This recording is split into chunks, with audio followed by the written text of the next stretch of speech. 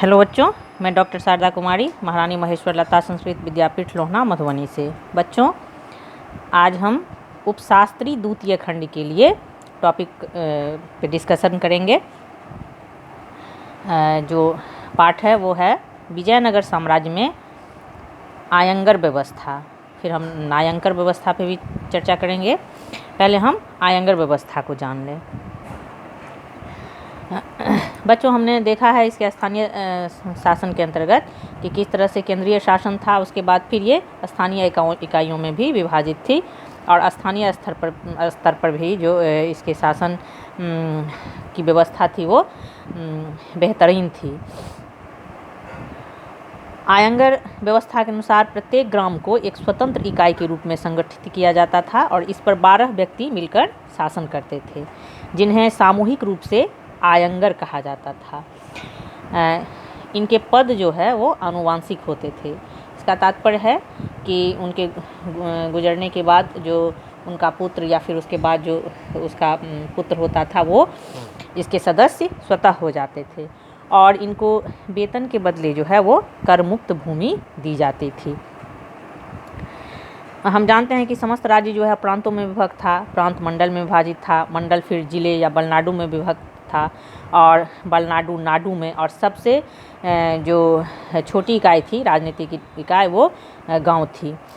तो ये आयंगर व्यवस्था जो है वो हम देखते हैं कि ग्रामीण स्तर पे संगठित की हुई एक व्यवस्था थी और इन लोगों का काम होता था कि गांव के जो मुख्य मुद्दे होते थे, चाहे किसी तरह की समस्या वहाँ उत्पन्न हुई, गांव में बहुत सारे विवाद वगैरह भी होते रहते थे, तो ये 12 सदस्यीय जो टीम होती थी आयंगरों की, वो गांव के समुचित व्यवस्था की देखरेख करती थी ताकि जो प्रशासन की सबसे छोटी इकाई है उसमें समुचित व्यवस्था हो और जो प्रजा हैं वहाँ के विजयनगर साम्राज्य के वो खुशहाल रह सके।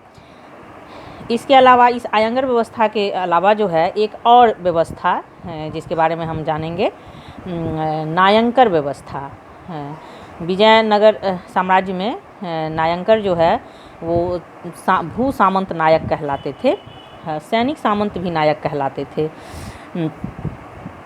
और इन लोगों को जो है राजा के द्वारा, इसमें 2 तरह के लोग भी थे, सैनिक और असैनिक अधिकारी, दोनों तरह के लोग होते थे जिनको विशेष सेवाओं के बदले जो है वो भूमि प्रदान की जाती थी और वो करमुक्त भूमि ही होती थी और ये भूमि जो है वो अमरम कहलाती थी और इसके जो प्राप्तकर्ता थे वो अमर नायक कहलाते थे।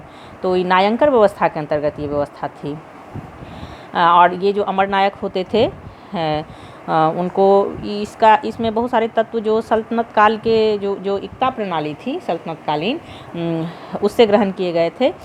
अमर नायक एक सैनिक अधिकारी होता था प्रायः, जिसके अधीन निश्चित संख्या में सैनिक टुकड़ियां भी होती थी और इनका काम जो है अमर नायकों का वो अपने क्षेत्र में भू क्षेत्र के कृषकों, शिल्पियों एवं व्यापारियों से भू राजस्व तथा अन्य कर वसूलना होता था। अमर नायक जो है वो राजा के प्रति उत्तरदायी होते थे और राजा से भेंट करते थे। अपनी स्वामी भक्ति प्रकट करने के लिए राज दरबार में वो उपहारों के साथ स्वयं उपस्थित होते थे और जो इनकी सैनिक टुकड़ियां होती थी वो समय समय पर राजा को अगर आवश्यकता होती थी तो उसकी इस्तेमाल की जाती थी, उसको इस्तेमाल किया जाता था। तमिल प्रदेश एवं विजयनगर साम्राज्य में हम देखते हैं कि भूमि का लगभग 3/4 भाग जो है वो अमर नायकों के प्राप्त भूमि के अंतर्गत आता था। इसके अलावा भी अमर नायकों के प्रमुख उत्तरदायित्व भी थे, जिसमें कि मंदिरों को उपहार देना, तालाबों का निर्माण कराना, उजाड़ भूमि को उपजाऊ बनाने का प्रयास करना, ये सब कार्य होते थे। यानी जो क्षेत्र उनको मिले हुए होते थे उन क्षेत्रों में व्यवस्था की देखरेख करना, सामंजस्य स्थापित करना, ये सब काम जो है वो अमर नायकों का होता था। राजा कभी कभी अमर नायकों का स्थानांतरण भी करता था ताकि उन पर नियंत्रण बना रहे। हालांकि प्रारंभ में विजयनगर साम्राज्य के विस्तार में अमर नायकों ने बहुत ही महत्वपूर्ण भूमिका निभाई थी, मगर बाद में हम देखते हैं कि यही अमर नायक जो थे वो अपना स्वतंत्र राज्य स्थापित करने लगे और ये इसने केंद्रीय सत्ता को प्रभावित करना भी प्रारंभ कर दिया। हम जानते हैं कि विजयनगर साम्राज्य में बहुत सारे यात्री आए थे जो यूरोपीय देशों से आए थे, उसमें पुर्तगाल से भी कई सारे यात्री आए थे। पुर्तगाली यात्री फर्नाओ नूनीज और डोमिंगो पेइस जो है वो नायकों के बारे में काफ़ी कुछ उसने लिखा है। इसके अलावा विजयनगर के अभिलेखों एवं मैकेंजी की पांडुलिपि जो है उसमें भी नायकों का प्रादेशिक नायकों के रूप में चित्रण किया गया है। तो आज हमने विजयनगर साम्राज्य के अंतर्गत शास्त्री उपशास्त्री द्वितीय खंड के लिए दो व्यवस्थाएं, एक आयंगर व्यवस्था जो कि काफ़ी महत्वपूर्ण व्यवस्था थी ग्रामीण स्तर पे, और एक नायंकर व्यवस्था जिसमें अमर नायक की भूमिका क्या होती थी, अमरम क्या होता था, किस तरह की भूमि होती थी, और दोनों के अपने अपने कार्य क्षेत्र थे, उसके बारे में चर्चा की। अब आगे के पाठ में उपशास्त्री द्वितीय खंड में विजयनगर साम्राज्य के अधीन हम सिंचाई व्यवस्था और अन्य संबंधित व्यापार संबंधित अन्य व्यवस्थाओं को देखेंगे। आज के लिए इतना ही, धन्यवाद।